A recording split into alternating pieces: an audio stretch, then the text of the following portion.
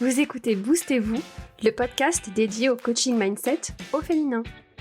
Bienvenue dans l'épisode d'aujourd'hui, on en est au 50e épisode du podcast et aujourd'hui j'ai envie de vous parler d'un sujet qui me tient particulièrement à cœur, la productivité.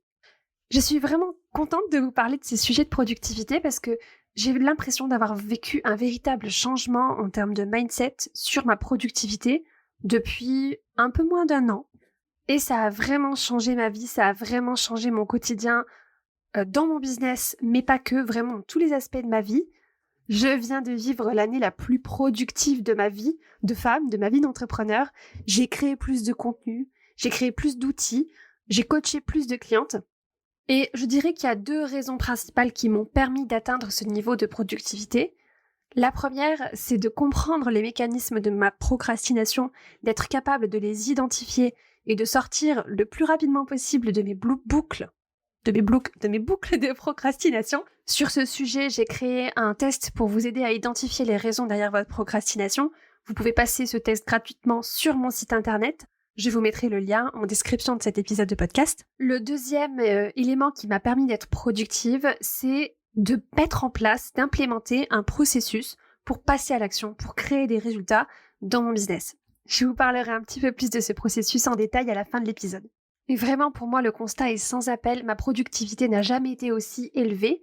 Et en plus, ce qui est assez merveilleux, incroyable, c'est la fierté et cette impression d'accomplissement qu'on ressent quand on passe à l'action, quand on fait les choses. Vraiment, je pense que c'est une expérience extraordinaire. C'est un sentiment que j'adore ressentir, que j'adore expérimenter.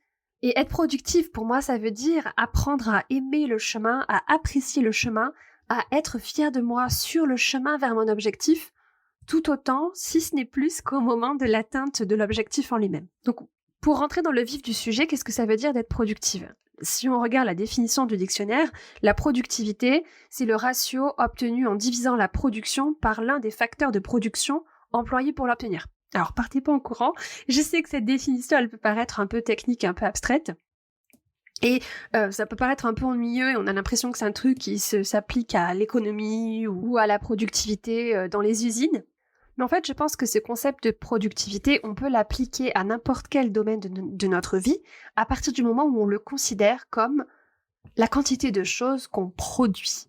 Quand on pense en termes de productivité, et ça s'applique vraiment à tout le monde, que vous soyez à la maison avec les enfants, d'ailleurs je pense que c'est dans cette phase-là de notre vie que c'est intéressant de réfléchir en termes de productivité, parce que même si c'est pas du travail rémunéré, c'est du travail, on produit des résultats quand on est à la maison avec nos enfants. Cette notion de productivité, elle s'applique aussi à des personnes qui sont salariées dans une entreprise, et ça s'applique aussi, bien sûr, aux entrepreneurs qui travaillent dans leur propre business.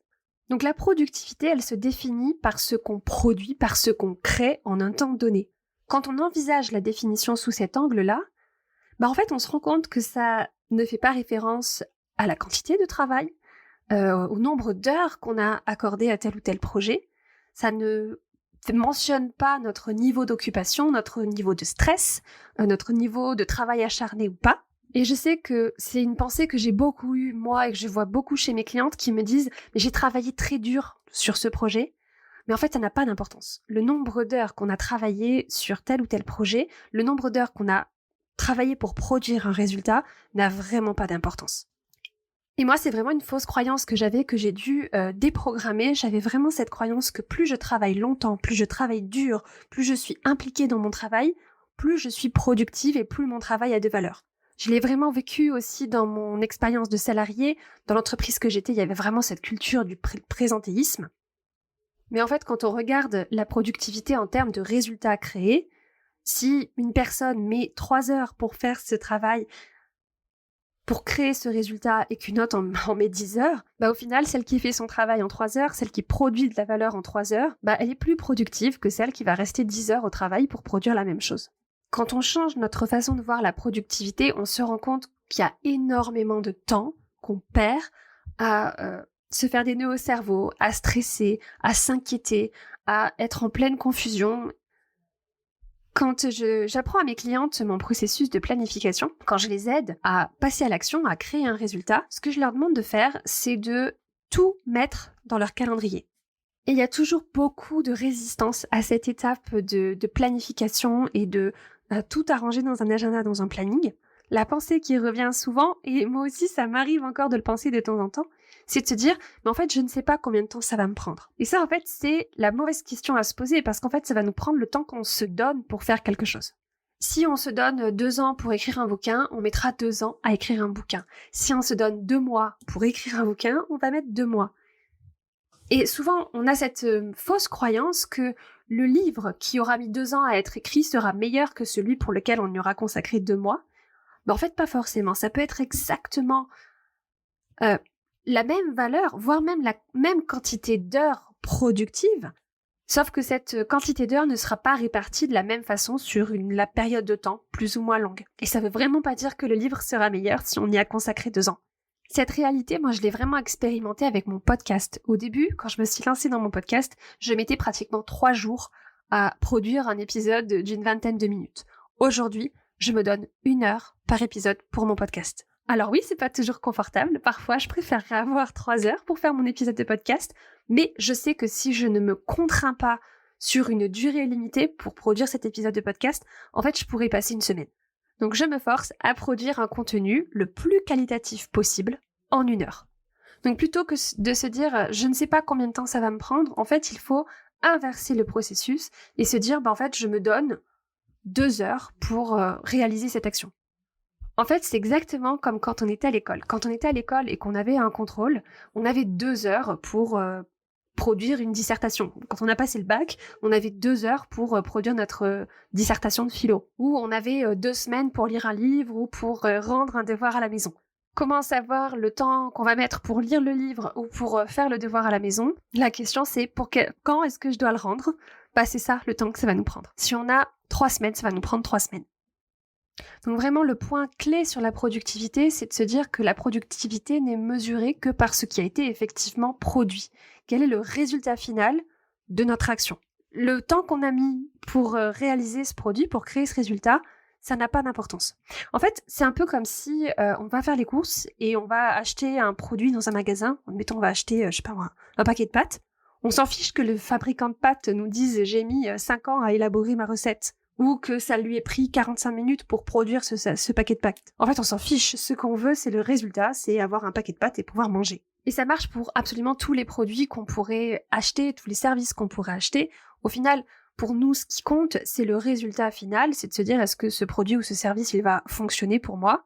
On s'intéresse au résultat final, mais par contre, le nombre d'heures qui a été impliqué dans la création de ce résultat, ou le niveau de stress, ou le niveau de confusion, ou le niveau de débordement des personnes qui ont participé au processus de création, c'est pas pertinent quand on réfléchit en termes de productivité. Et quand on est entrepreneur, arrêtez de penser en termes d'effort, en termes de stress, en termes de débordement, en termes de la quantité de temps qu'on a mis à faire quelque chose et à quel point on a travaillé dur pour faire quelque chose. Et arrêtez de penser comme ça et se concentrer sur la productivité et sur ce qu'on a effectivement produit. C'est un vrai changement de mindset. Donc si vous pensez à votre année écoulée, qu'est-ce que vous avez produit, par exemple en termes de contenu, en termes de clients, en termes d'argent? La mesure de ces indicateurs-là, c'est ça qui va révéler votre productivité. Et il faut chercher à être productive, pas à être occupée, ni à travailler dur, à travailler longtemps et à faire beaucoup d'efforts. C'est pas ça la productivité. Quand on est effectivement productif, c'est-à-dire quand on produit des résultats dans notre vie, dans notre business, c'est très énergisant.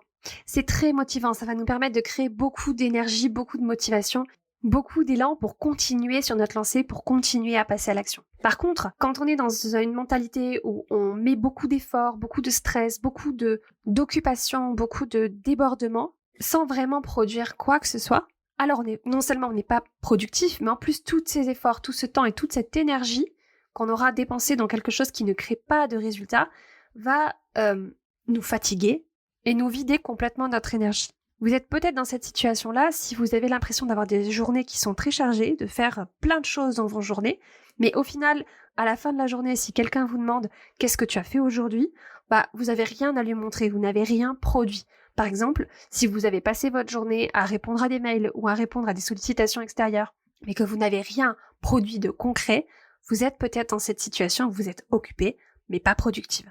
Donc comment on peut faire pour être plus productif, pour rendre la productivité plus facile? La première étape, c'est de planifier. Planifier tout ce que vous pouvez planifier. Planifier avant de passer à l'action. Souvent, quand on a quelque chose à faire, on avance bien en tête et on a l'impression qu'on va aller plus vite si on n'a pas planifié.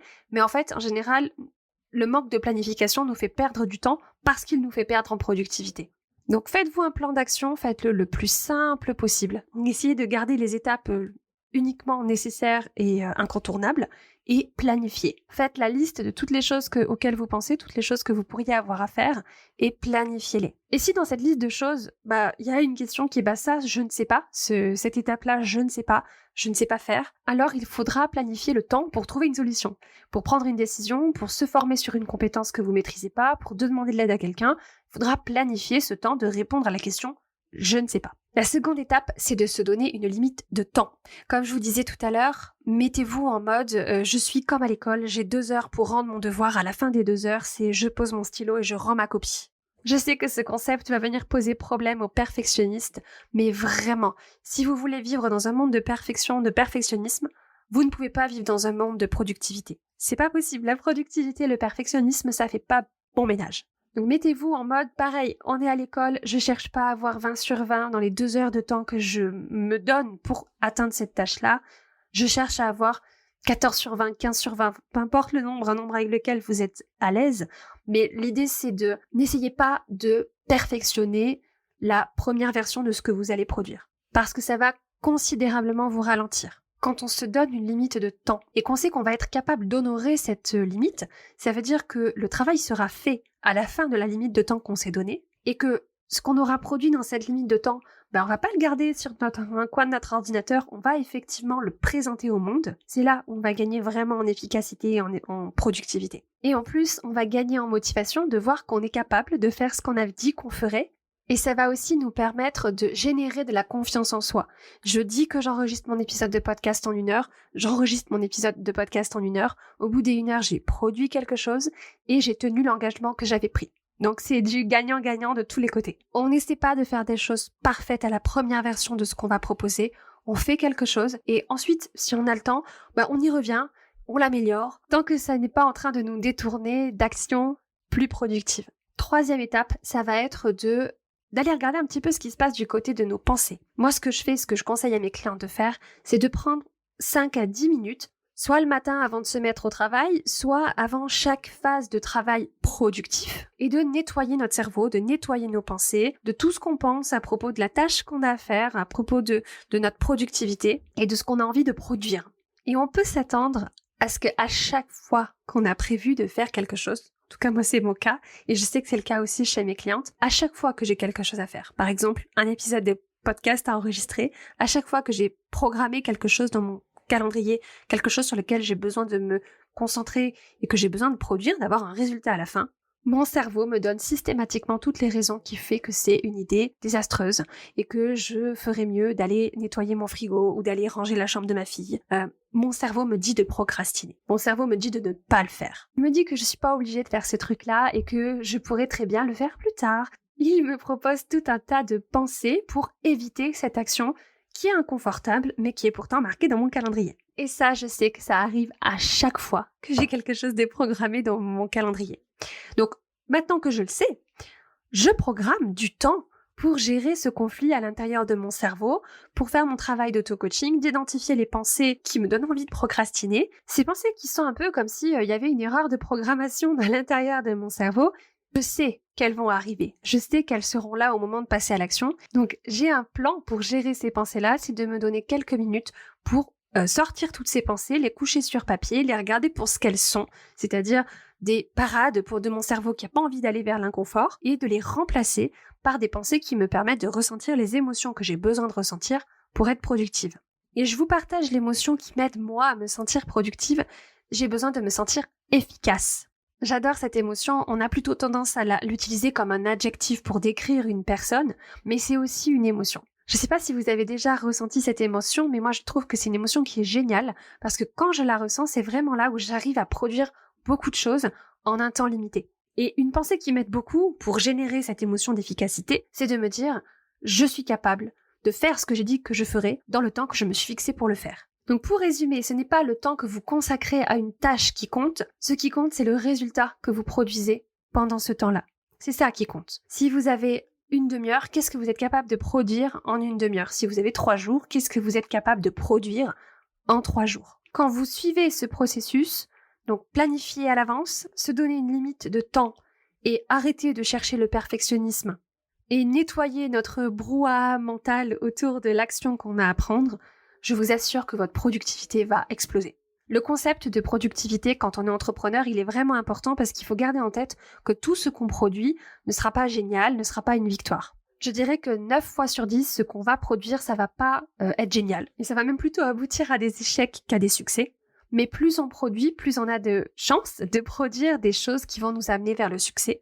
Alors que si on produit pas grand-chose, on a moins de risques d'échec, et c'est ce que notre cerveau apprécie, mais on a aussi beaucoup moins de chances d'atteindre le succès qu'on a envie d'atteindre. Donc concentrez-vous sur les résultats que vous produisez et vous verrez que ça va changer absolument tout ce que vous allez faire dans votre business. Si vous avez envie de passer à l'action, si vous avez envie d'atteindre vos objectifs avant la fin de l'année, si vous avez envie d'être productive, je vous invite à participer avec moi au Power Business Challenge. C'est un challenge gratuit qui va durer 5 jours, qui démarrera la semaine prochaine, le 9 octobre. Et pendant ces 5 jours, je vais vous guider étape par étape pour apprendre à développer votre passage à l'action, pour apprendre à développer votre productivité. C'est ce processus que j'utilise à chaque fois que j'ai l'impression de procrastiner, de faire du surplace dans mon business, et dans mes autres projets aussi d'ailleurs. Dès que j'ai l'impression de tourner en rond, de procrastiner, de plus savoir dans quelle direction aller, d'être paralysé par la peur, d'être coincé, de douter, de tergiverser, de me sentir démotivé, découragé ou d'être complètement débordé. Je passe systématiquement par les mêmes étapes pour calmer mon cerveau et me sortir de cette impasse qui me fait faire du surplace. Et c'est exactement ce processus que je vais vous partager pendant le challenge. Donc l'idée avec ce challenge, c'est de vous proposer quelque chose de fun, de léger, de facile à consommer, de facile à mettre en pratique.